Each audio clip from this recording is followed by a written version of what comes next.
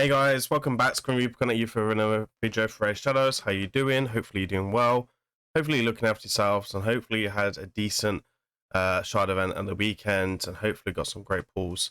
I'd like to hear from down below. If I didn't open your shards already, who did you get from the 2x sacreds? Did you get a 10x? Did you want to get a 10x champion as well? I will be looking to try and get hold of him over the next week or so for a video. So keep an eye on the channel and make sure you hit that notification bell, so when my video does go live, you will know when that is. Anyway, let's get into today's video. So today's video is going to be a decent one and a juicy one. So we're going to be looking at one of my favorite epics in this game. So yes, we are doing a video on an epic today. Actually, really big fan of this guy, and I use him quite a bit, but not really where I'm going to showcase him today.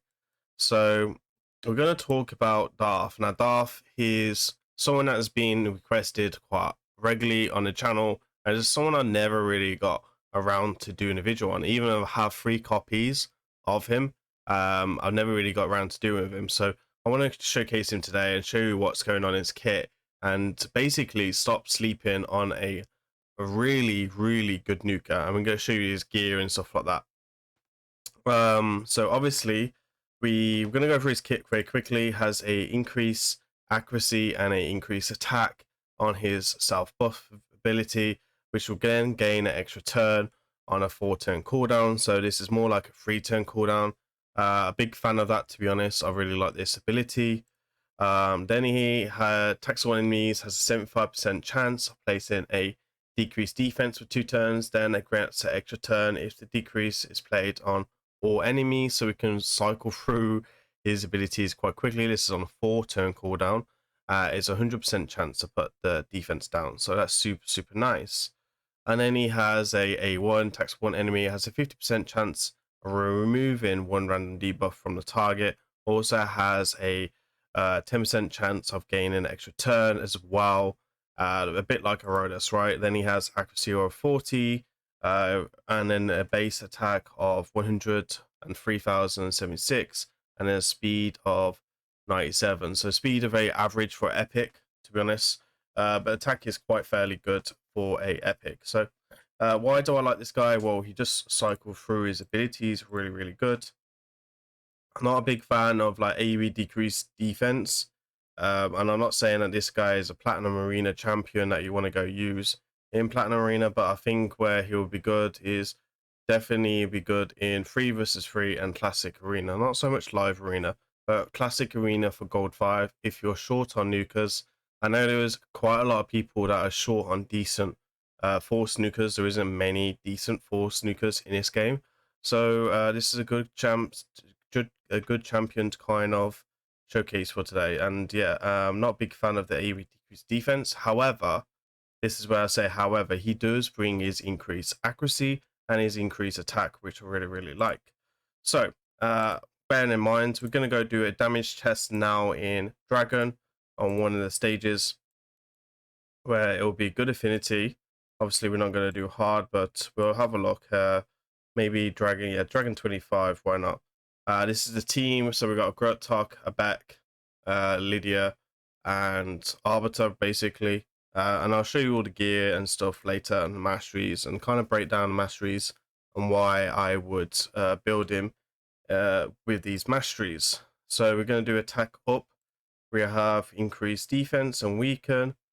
We're going to put poisons on ourselves, sorry, on the enemy, and then poisons on them. So then we go slow this down. So I don't normally do damage tests, but it has started coming up as a request and people just generally want to see it. So I want to hear from you guys if you actually really like to see the damage test or not. I just kind of want a bit of feedback for like future showcases and stuff like that. So we're going to do his first ability here. We are now going to hit, which is generally quite like what, 130 and 40 across the board, so quite average nuke there. So yeah, not too shabby. And then we'll go ahead and we'll speed up a second and look at the 8-1 if we can without dying. So yeah, as you can see here, 3-turn cooldown. You can do this ability into this one if you really wanted. Let's have a look. That's 180, so that's quite high damage. I've seen that's godlike or average, to be fair. But yeah, anyway, there you are. There is that. Laundry Day. What is this, Plarium? What is this? Laundry Day deal. 38 million silver. Jesus, you'll probably make more on an energy pack and spend less, to be fair. Oh, dear, dear, dear. When deals are that bad, you're going to stay free to play. Anyway, let's go and have a look. We're not actually up in Platinum Arena right now, which is fine. We're just going to generally do some fights down here. We'll take on this Taurus because it seems to be pretty fun. So we're going to bring Sifi in. You can bring Arb if you want as the fast champion. My Sifi's the fastest. And then a CC champion, which we're going to use the Fusion because I know quite a few lot guys got one.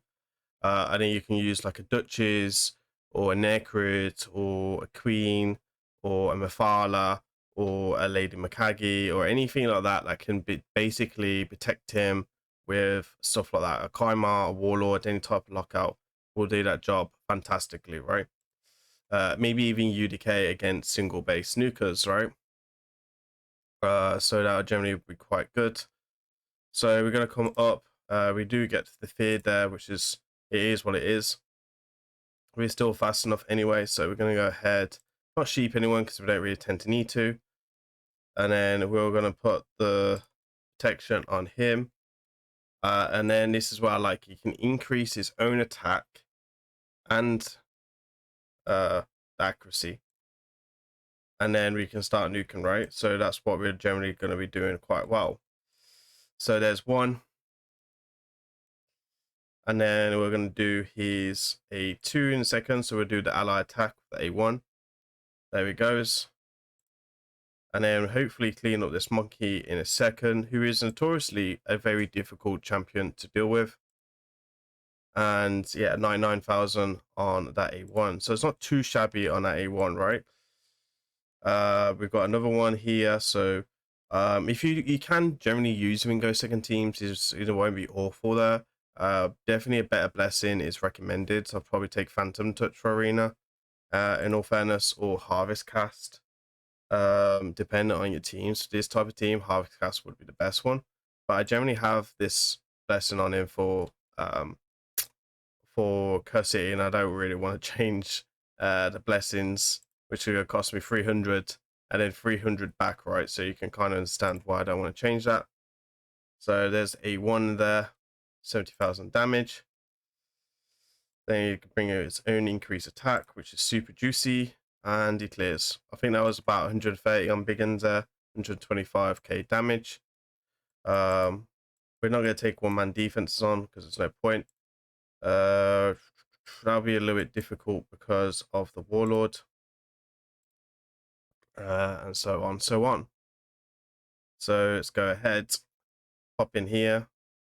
Mr. Piggy Wiggy takes our buffs.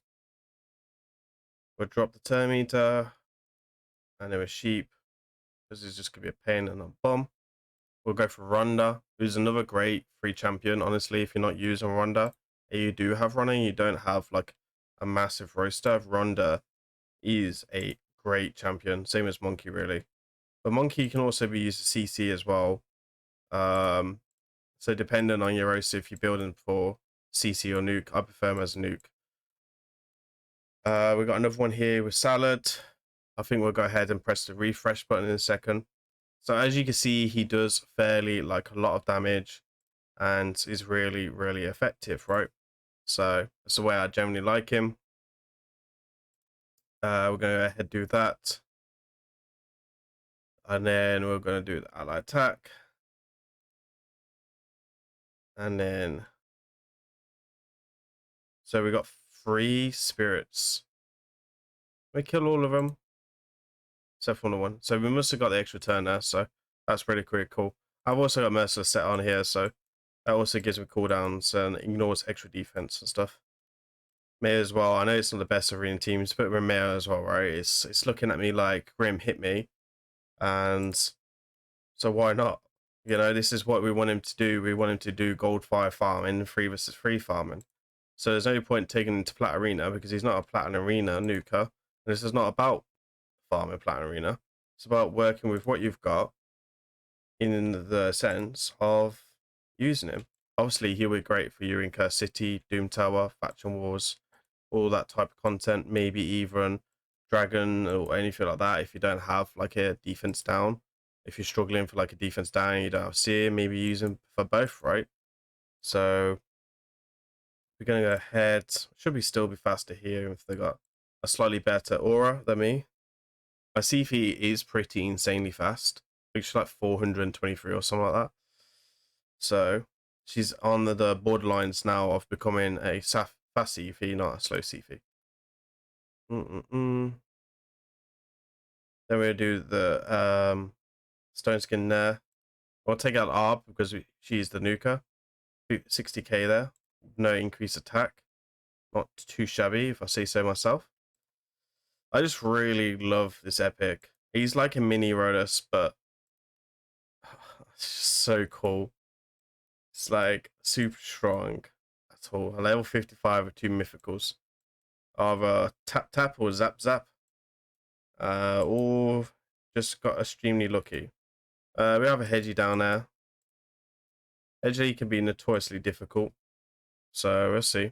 Might get outrun here. We don't have anything to really protect us except from protect him. We're not going to tell me to back. Cool. We're going to take a big hit in a second. Or we'll sleep. We'll take our ARB. Should we get another 50k there? Damage is very consistent, which is super nice. Status is defense base. Can be a bit difficult to nuke. So there we are. Take a little hit there. As you can see with Necrid, we're perfectly fine. We'll throw this on. And then we'll clean up here after this.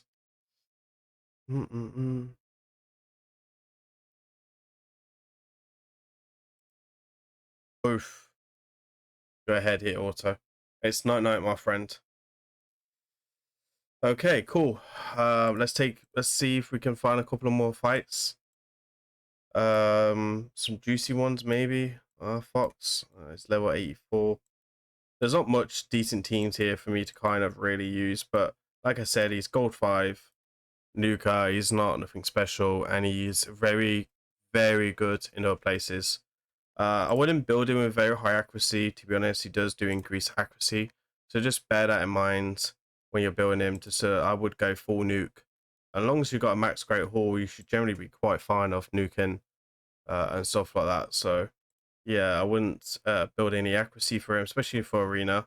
And in some sense as well, like you don't want super high accuracy on him because he will then get sheeped, right? There you are. He removes the unkillable for the A1, so you can kind of see that from the Spit Perry there. So it's super, super nice. We have a Hef rack here. Another monkey. You can see like Sifi, obviously Sifi, the fusion, super strong champions. You don't need Sifi. You can bring in Arb, and they'll do the exact same job for you. So as you see, we did get a hit there. He took a block buff, sorry, which can be a little bit difficult, make our job a little bit harder.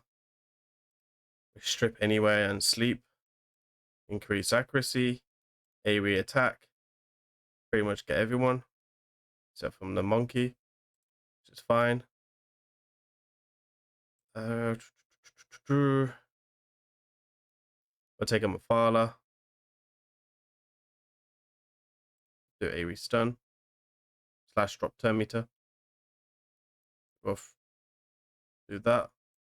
High resistance monkey maybe. 74k there. And then we'll just leave the monkey to do his thing. Like so. Anything else we can do? Such as weak affinity. Something to take on consideration is weak affinity, right? So we have the Lizardman down here. So a really, really one of the strongest mythicals in the game. As long as you go first, you win it. That's the whole point of speed teams, right? That's why live arena right now is so fast for most people, because not all of us are using speed teams, because that's how player want it. I don't know how I feel about that, to be honest, but you know, it is what it is. We're gonna go after Lizardman first because he can keep reviving from the passive, which can be a little bit annoying. And then we're gonna go with a big nuke here. We get the Seafy, we get the extra turn. He's absolutely bonkers, and he's so fun. It's just, he's incredible. Let's see how he does against a, no, because he'll be slower there. He'll be slower there because of the blessings. We have the Warlord here. We should be faster due to our blessings. Let's see. Blessings can affect turn meter, so that's something to try and take your head into consideration when you're doing speed tunes. Now you really got to keep an eye out for high level blessings. So if you guys want to see a video about that, me explaining that and show you how to re-speed tune with the blessings, I can go ahead and do that for you guys if you want. Maybe down there in the comments. Anyway, and then we're just gonna go ahead and nuke and clean up again. He's a perfect nuker for force affinity. So, and definitely can add you some options, especially for 3 versus 3. I think he's a really strong nuker for 3 versus 3. And if you had a high level blessing, that's even a bit more of a case to go and build him up. Anyway, let's go take a look at his build. Now I've got 3, so I'm gonna make sure I show you the correct one. So as you can see here, we do have a 9-piece merciless set. Now this merciless set isn't really required for him. It's just an extra RNG. So you can go ahead and just use like Savage and Cruel, which is my recommendations, or Lethal, Fatal. They're like the 5 sets you can use. Savage, Slayer and Merciless. They're like the 5-6 sets I would say that can do it, right? Slayer ignores 30% for 6-piece bet. This will ignore 35% target defense for 5, but he also gets a cooldown, so he recycles through his abilities much faster as well, which is super cool. As well as that, and then for a 9-piece set, then he has a 50% chance of getting an extra turn. I will be using this in Curse City.